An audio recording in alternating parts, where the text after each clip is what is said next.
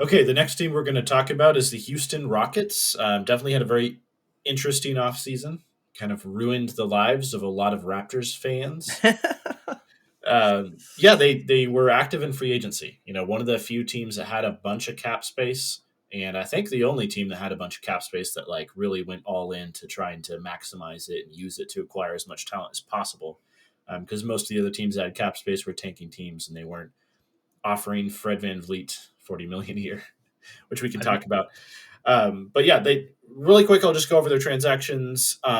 They signed Fred VanVleet to a 4-year deal where he's making upwards of 40 million a year in all 3 years. I believe last year is a team option though, so it's not quite a 3-year deal, not quite a legitimate 3-year deal.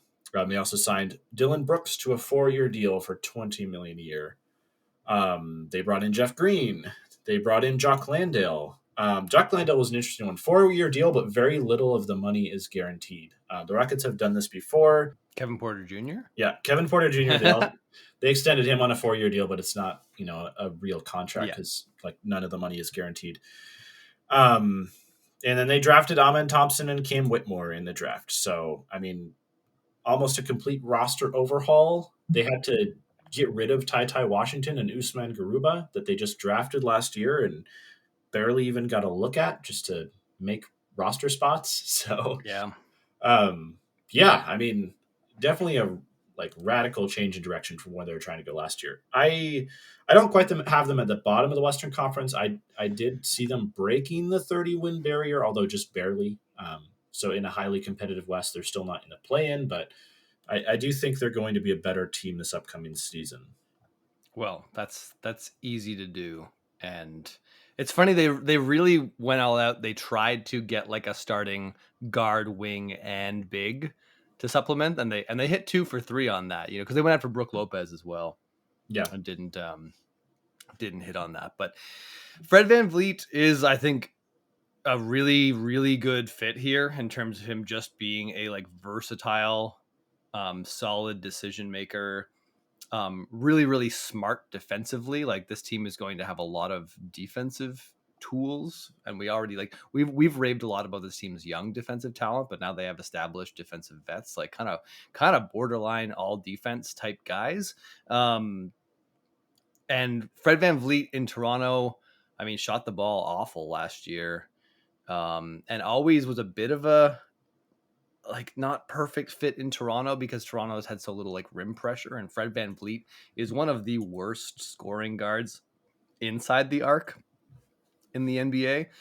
But here they've got plenty of guys who have, they got Tari Eason and Amen Thompson and guys and Alperen Sengun, plenty of guys who like to stay inside the 3-point line and attack pretty voraciously. So Fred VanVleet's a perfect counterbalance to that, and those two things are very synergistic or symbiotic. Like he gives them space, and they protect him from needing to like generate offense against guys that are a foot taller than him inside, which is always like it's always painful to watch that guy. He's just a 6-foot stocky guy who can't jump at all and doesn't have long arms, and it's just like Yeah. why ever even try?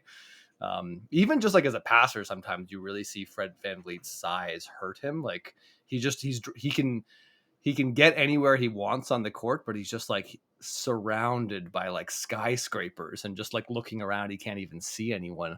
But really, really good decision maker. Takes the ball out of Jalen Green's hands, takes the balls out of Kevin Porter Jr.'s hands a bit, hopefully. So I think they're going to be a completely different team because this team was the worst decision making, most turnover prone offense in the NBA this year. And Fred Yeah. VanVleet basically fixes that on his own. Just really perfect vet to slide in there. But it's now they got this kind of awkward thing where they got these like high level functional vets. I mean, I feel high level functional vet is a bit of a stretch with Dillon Brooks, but Yeah, I wouldn't go so far as to say functional. he's being paid as a high level functional vet. He's being paid as if he's like a pretty high level starting option. Yeah. I mean, everyone has like reacted to the Dillon Brooks contract. And I don't feel any different about it than anyone else. Like it is a crazy contract, but back when people were saying that Dillon Brooks was like going to be playing in China next year, I thought people were like going a little bit too far. Like he was one of the best wing defenders in the NBA last year, and despite having a really miserable shooting season, is still like, has like functional skills at offense. He was one of the worst offensive players in the league last year, but you wonder if they can chip away at some of his shot selection issues, which I think is actually possible, because in Memphis, one thing Taylor Jenkins always encouraged everyone on that team to do was just be as aggressive as possible. So as Yeah. much as we think of Dillon Brooks as just like, like an overly aggressive player, he might look a little bit different in a context where that's not the kind of prime directive or whatever, because that's very And much a I part of may Memphis I may play style. Udoka's the opposite. Yeah, I mean, this is exactly. the guy who was benching Marcus Smart for taking ill-advised jumpers. So Yeah, yeah. And Dillon Brooks is likely to play a lot because Ime Udoka is going to want to play strong defensive lineups. It's not, if they don't have a rim protector on this team in really any way, shape, or form. Like, who's their best rim protector? Like Jeff Green or Jock Landale? Like Tari Eason, maybe? I don't know. yeah, But besides that, they've got every other defensive tool you could ask for, which is going to be great for protecting Jalen Green and Alperen Şengün, who are weaker defenders. Like Fred VanVleet is amazing at blowing up pick and rolls. He's a great nail defender. He can chase people around screens when he's healthy. Amen Thompson has really, really high level athletic tools. Tari Eason could end up being a beast defensively. Like, again, just like two young big wings with a lot of like athleticism. Jabari Smith Jr. obviously can really move his feet for a guy that size. And then Dillon Brooks was one of the best wing defenders in the NBA. Like, when you get into actual like matchup stuff, like people who track things and talking about people who like lowered their opponent's field goal percentage or stopped a lot of shots, like his name was always popping up on every fun little graph that people would make in terms of that. So maybe not as glamorous as someone like, OG Anunoby or Mikal Bridges, but Dillon Brooks is right up there with any perimeter defender last year. yeah. I mean, I think a big part is his versatility. He has the foot speed and I guess the instincts to be able to chase around small guards on the perimeter. And he can match up to bigger wings to a certain extent. I mean, I think there gets a point where it surpasses his physical profile. Like Dillon Brooks guarding LeBron James, even at LeBron James' advanced age, was just too much of a size and strength mismatch for Yeah. Dillon Brooks. Um, but wings that are smaller and less physical than LeBron, which is most of them, I think Dillon Brooks has a better chance against. And they've got players who are like, unlike Memphis, who just didn't really have any larger like wings or rangy like fours that could guard the perimeter. Like, this team does have Tari Eason and Jeff Green and Jashawn Tate and Jabari Smith Jr. They've got a Yeah, lot of players that cover for they like have a lot that. of big wings. Yeah. So Dillon Brooks is now guarding down. It's Mhm. going to be one thing I don't really get is like, what is this offense going to look like? Who's going to be getting playmaking reps? Like, what kind of role is Amen Thompson going to have? Is Jalen Green going to like Jalen Green had the ball a lot last year. Yeah. Now it's kind Well, of I like, mean, what kind of role is he going to have? We haven't Amen even mentioned Cam Whitmore. Amen Thompson in Overtime Elite, if we can project his play style in Overtime Elite to the NBA, which is maybe a stretch. I mean, it was push the ball in transition, find leak out dudes, and then in the half court, it was just drive and kick all day. Like he has an incredible first step, and he's 6'7" and one of the better athletes in the NBA, probably easily even on day one, his first game. Um, and like does my only question is like, do the Rockets have the spot up shooters to take advantage of Amen Thompson fully? And I'm not sure that they do. But if they're playing him in a two guard lineup with Fred VanVleet, I mean, I'm kind of excited about that personally. Yeah. And I mean, Jalen Green can shoot the ball as well. Did not shoot it well last year, Jalen but Green like, really, really likes shooting off the dribble, though, and yeah, he doesn't necessarily love spotting up that much. He likes catching the ball and then driving yeah. into the defense and trying to make something additional happen instead of just taking the shot. So, But I think though, like with Amen and Fred VanVleet in place, Jalen Green, we will get a chance at establishing Jalen Green in a more like preferable NBA role that we haven't seen him in yet, because he's been given. yeah. I hated the Rockets so much because like they clearly only had one functional player on the roster who was capable of generating NBA offense, and that was Alperen Şengün. Mhm. and yet and it was just Kevin Porter Jr. and Jalen Green doing whatever they wanted whenever they wanted all the time. And then we even got some like Steven Silas post game quotes where he'd bench Alperen Şengün because of well, he needs to step up on defense. I'm like, what do you think your team is? Like he's you had absolutely no chance at like generating efficient offense without Alperen Şengün, and yet you're like benching him because of his defense when you don't even have other good defensive players in the roster. Like you had no chance at guarding anyone, Alperen Şengün or not. Like That's long been a pet peeve of mine. Guys who are benched for defense when the reserves are just as bad, if not worse. But yeah, who is coming in those lineups to replace him? Like it's not like they were playing big minutes like Usman Garuba or like they had Frank Kaminsky and Boban Marjanovic for stretches of the season. Like it was a frustrating season, especially because there's a lot of talent on that Rockets team that I was excited to watch. But every time you turn it on, it's just like it was a bit of a mess. yeah, I mean, I haven't even necessarily been considering this all that much, but I guess Kevin Porter Jr. is still on the roster and he's still going to play. I've just been thinking about their guard rotation in terms of VanVleet, Amen Thompson, and Jalen Green. But it's really it's really going to be interesting to see what roles all these players have now that they've added some veterans to the roster, because yeah, I really don't know what Kevin Porter Jr.'s ideal role is. He's obviously a really talented, he's a big talent, but I he's a don't like. talented on-ball scorer. Yeah, but I mean, he hasn't been able to do that efficiently. He's Yeah, done some playmaking, but he turns the ball over a ton, so it's not like he's an elite level playmaker. He's a big guard with interesting talent and skills, but like not in a way that is translated to anything approaching like this is a someone you're comfortable being a starting guard in the NBA. So he's going to be challenged because if he's not willing to sort of like adjust and fit in the roster, like he's just not going to be on the team, because there's they now have younger prospects that are more important long term to them, and now they've got veterans in front of him that can soak up minutes a lot more efficiently than he is. So he's going to have to like show something important this year, sort of thing. I mean, I'm guessing off the bench he's sharing the backcourt with Amen.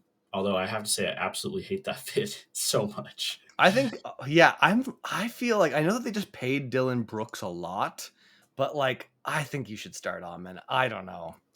Ime Udoka is going to start Dillon Brooks. It's going to be Fred VanVleet, Yeah. Jalen Green, Dillon Brooks, Jabari Smith-Jr., Alperen Şengün I'm guessing, but I'd rather flip Dillon Brooks and Amen and just accept that this is a young team. They also want to try to win as many games as they can this year to avoid giving away their first round pick to the Thunder. That's going to be something we're going to be watching all season. Obviously, Well, they will give their first round pick away to the Thunder if they win no, games. but I mean that pick being of value, because Yeah. there's those two franchises have really been competing at the bottom of the standings for a long time, and I think it would be particularly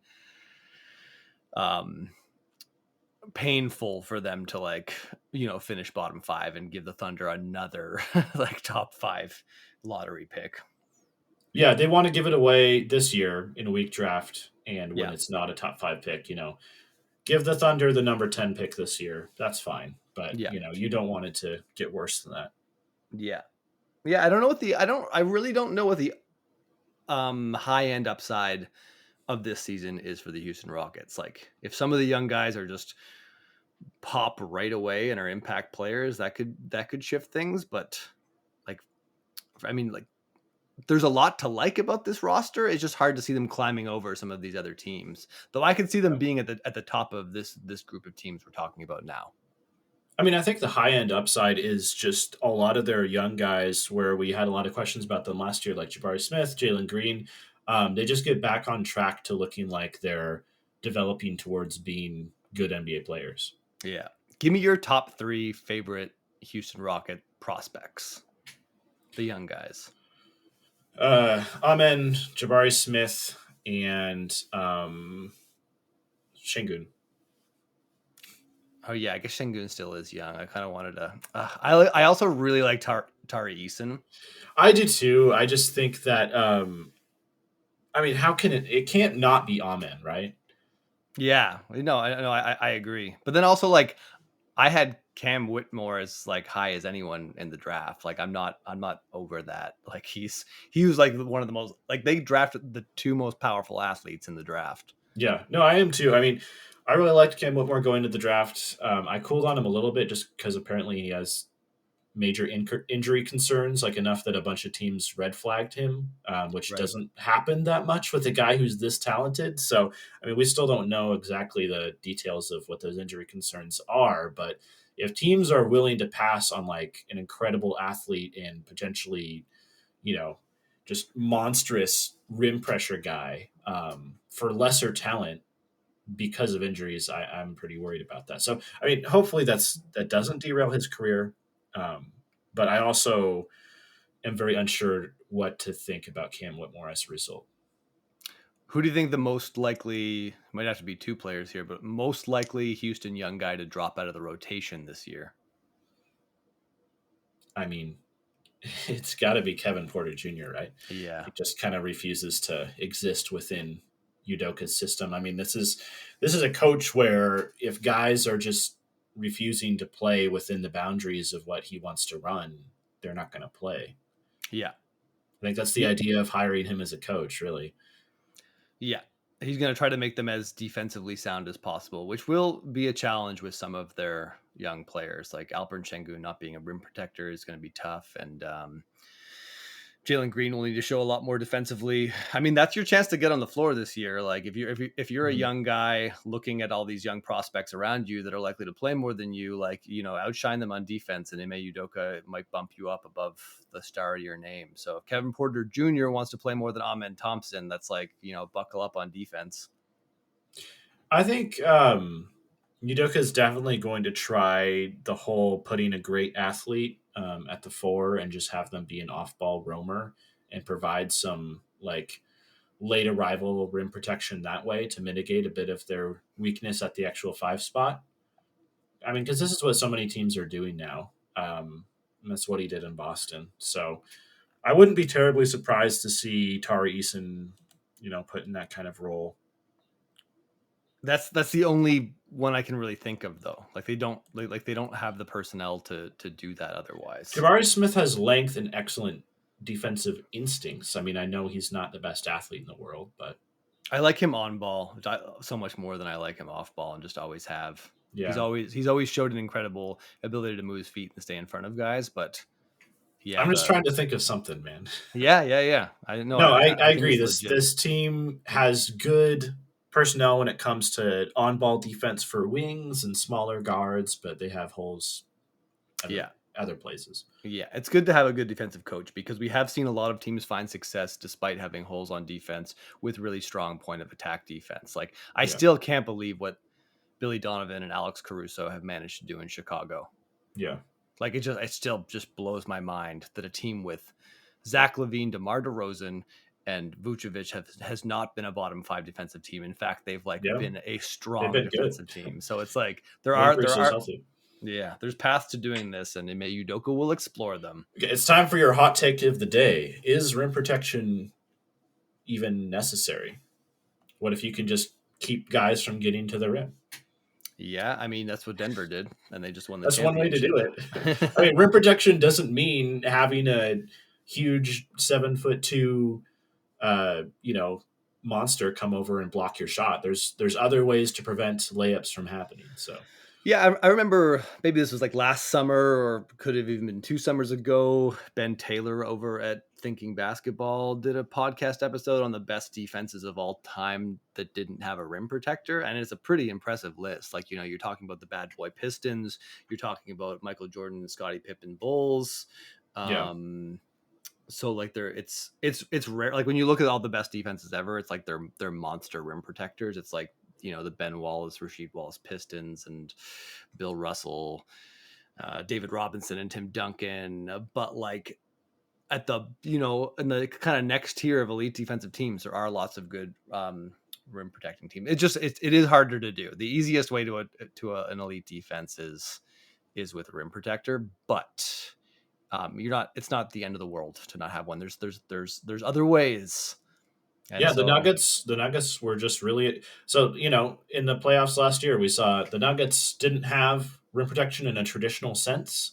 The Celtics and the Suns both did, and the Nuggets were much better on defense than those two teams were. So, The Suns did. I wouldn't go that far. I mean, they have a 7-foot center who's Yeah. playing that role. So did the Nuggets. Right, but no one's saying I don't like the Suns because they don't have a rim protector.